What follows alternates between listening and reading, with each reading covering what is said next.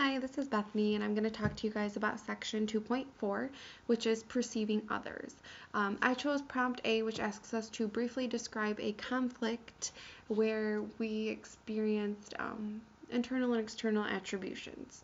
So, a recent conflict I had was in one of my biology classes where the professor was giving us instructions on what we were going to do for the day.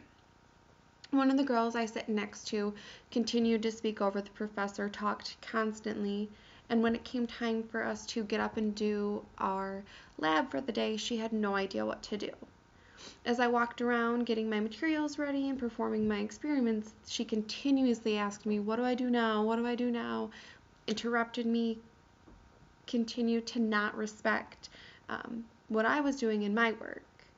And I kind of bit back at her a little bit and explained to her that I have work to do too, and when I'm finished, I will help her. And I could tell that she was upset, and she did lash back at me.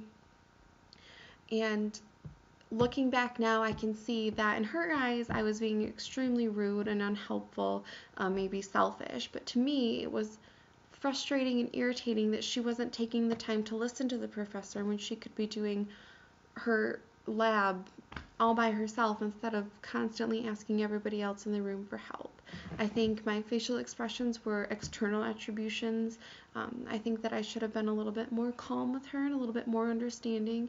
I don't know what she was speaking to her friend about, so it could have been something that was important at the time.